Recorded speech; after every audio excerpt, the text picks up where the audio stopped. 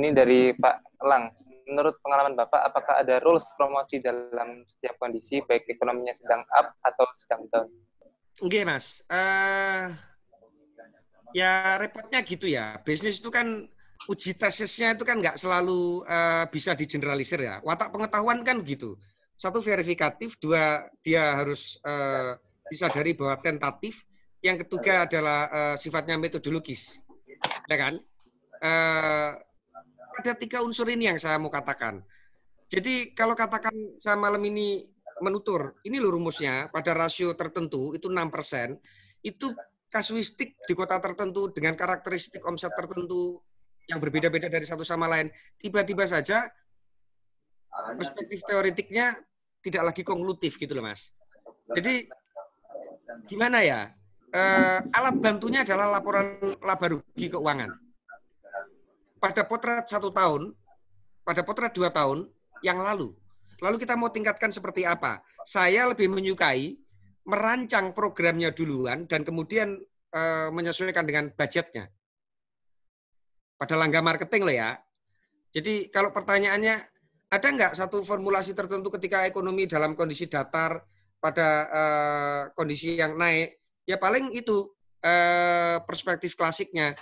Ketika pasar itu turun, spending untuk training dinaikkan. Spending marketingnya dinaikkan. Kemudian pilihan produknya diperbanyak. Loh kan antitesis, Mas. Wong pasar terkoreksi kok malah mengeluarkan marketing. Wong pasar terkoreksi kok malah pelatihan. Kok malah nambah produk. Di sana peluang untuk saling bersalaman dan silaturahim itu selalu ada ruang. Kalau nggak pinter marketing ya undanglah orang yang bisa marketing. Jadikan saya partner. Itu yang saya lakukan, Mas. Itu yang saya lakukan. Jadi kalau Pak Bambang ngendikan ada 280 lokasi, betulan memang. Tapi bahwa apakah itu punya saya sendiri atau punya rame-rame, nah itu topik yang berbeda. Itu topik yang berbeda. Gitu, Mas, kira-kira, Mas. Oke, dari Pak Harto, Jogja. Dalam kondisi pandemi COVID-19 saat ini, apakah plus atau minus belanja tanah atau lahan? Apakah kita harus menunggu kondisi ekonomi kondusif untuk belanja lahan? Ya, sekali lagi pada ini ya, Mas ya. Saya menyukai 2 unsur terpenting, Mas, dalam hidup, Mas.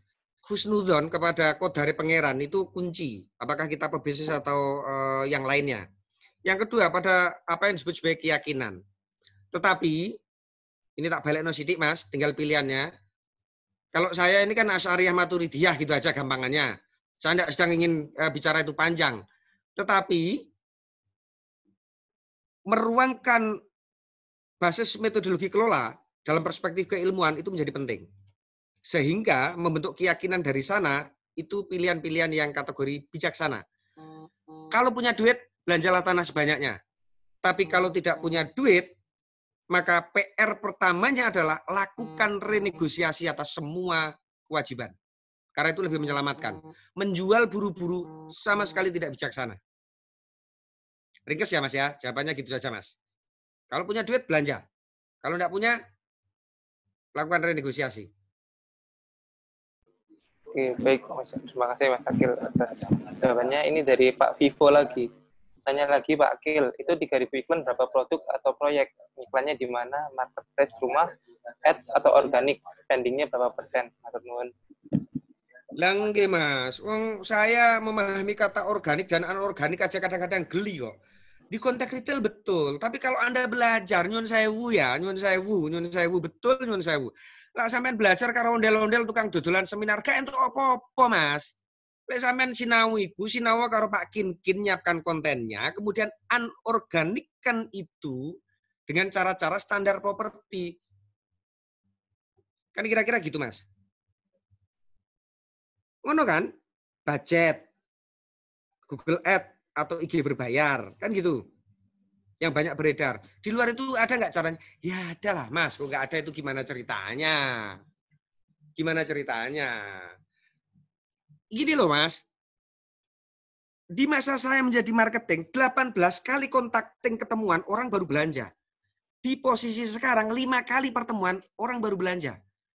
Anda beli sesuatu yang kategorinya demikian ini, di Lazada atau di Shopee, itu hanya butuh Sekali klik, Anda bisa borong 3 barang. Jadi jor-joran dalam hal soal spending mengejar traffic itu sungguh nggak ada gunanya. Tetapi bagaimana mengakumulasikan kesan ya, kesan. Bahasa saya persepsi nilai. Persepsi nilai yang bertumpuk secara padat, secara terus-menerus. Kang Reko tadi empati gitu kan ya, yang tidak mudah dilupakan. Itu kata kuncinya. Pada ujaran yang normatif tidak ada yang instan, itu bisa diruangkan loh dalam satu bentang program marketing. Hitung programnya 6 bulan sebelum menentukan spending budgetnya. Tapi lah sampean sinau nenggone kelas-kelas itu saya pernah ikut, kan ajarannya ngono. Yuk gak cocok rek nek properti rek. Nggak ada orang lihat sekali produk langsung beli. Nggak ada. Kalau toh pernah ada mampir ke produkmu, dia telah melakukan survei di tempat yang lain berkali-kali. Jadi unsurnya bukan gas-gasan ya, bukan serupa sprinter ya. Menentukan budget itu di sana. Ini loh mas. Pakai 7% budget contoh. Dari 10 miliar, berarti setara berapa? 700 juta kan? Tapi kalau ini digelar dalam 3 tahun, 700 juta bukan. Karena kenapa? 10 miliarmu nanti pada nilai valuasi pasar 3 tahun sudah berbeda. Bisa jadi dia nilainya 14 miliar, bisa jadi nilainya 16 miliar. 7%-nya berarti mengikuti progres kenaikan valuasi asetnya. Itu semua tergantung pada kemampuan negosiasi tanahmu dengan pemilik. Pendek atau panjang? Kalau pendek ya yang banyak sekalian. Dibuat berlapis. Ambu mas. Ngerti pun aku bawa alam. Wis pokoknya ngapunten kalau saya ndak cocok dengan banyakan orang pikirannya nggih, ngapunten. Alhamdulillah. Ini ada pertanyaan lagi dari Pak Muslim Sentolo. Salam kenal Pak Akil, saya alumni psikologi UII juga. Baru buka proyek kavingan beberapa bulan sebelum pandemi. Kalau jenengan sudah dapat pencerahan dari Uzlah terkait pasar tanah kavingan yang hilang tadi, semoga bisa dibagi hasilnya Pak. Semoga bisa silaturahim dan belajar langsung ke jenengan. Nggih Mas, nggih matur nuwun. Matur nuwun.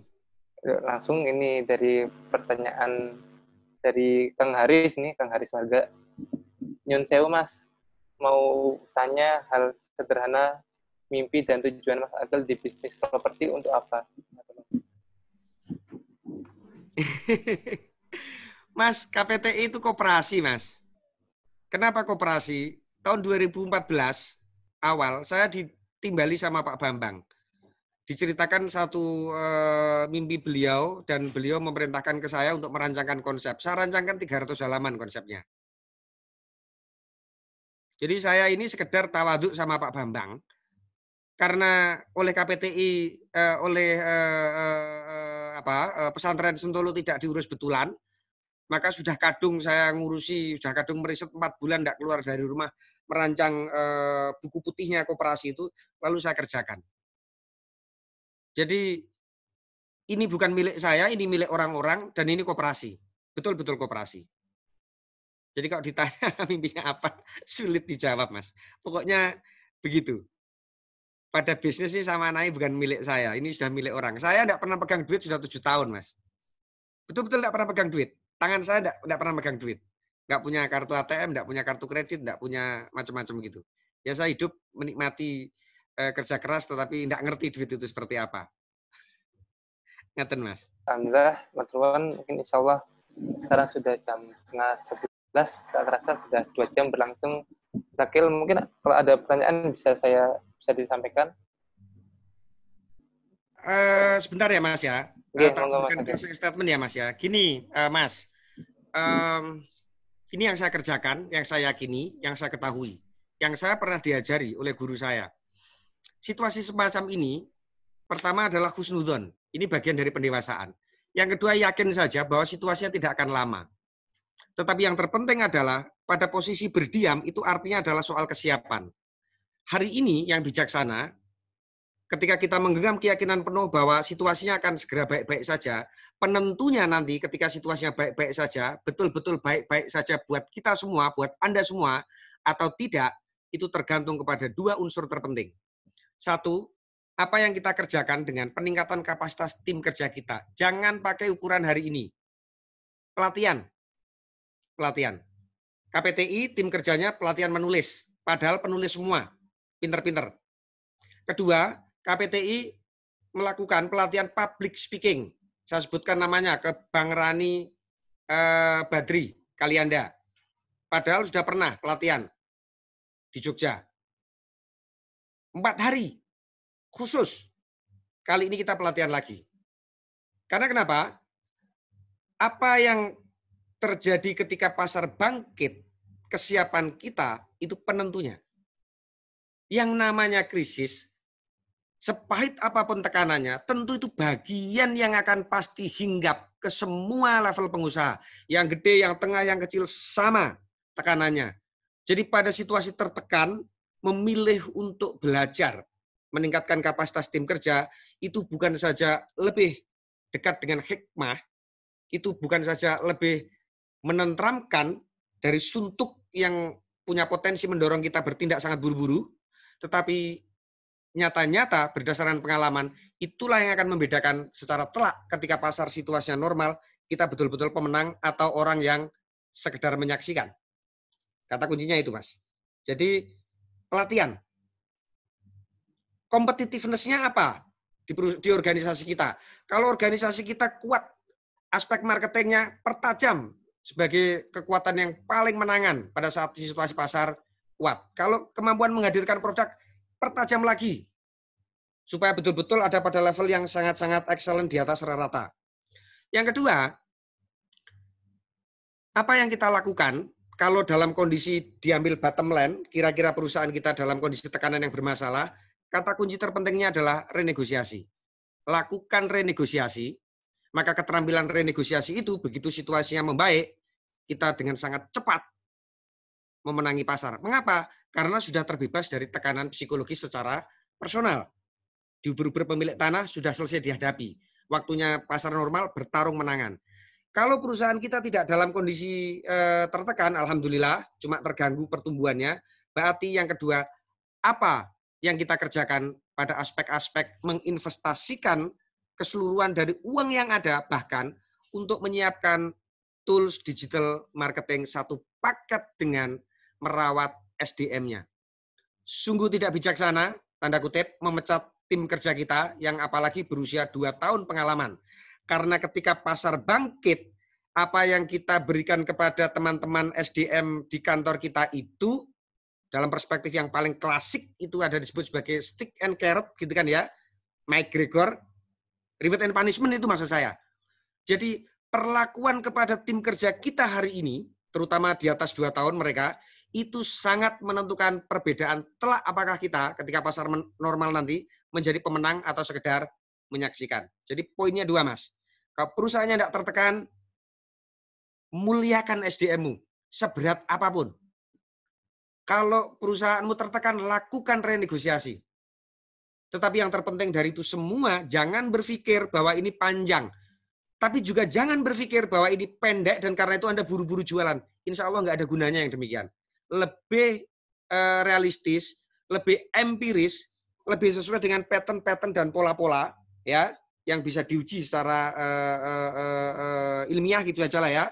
Itu adalah menaikkan apa yang disebut sebagai capacity building, pelatihan. Saya pelatihan, tim kerja kami pelatihan, semoga Anda demikian.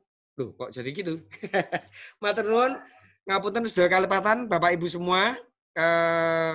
Beberapa hal tentu tidak pas antara pilihan kata dengan maksud, karena itu dalam nyuwun ngapunten dengan kata mohon diikhlaskan.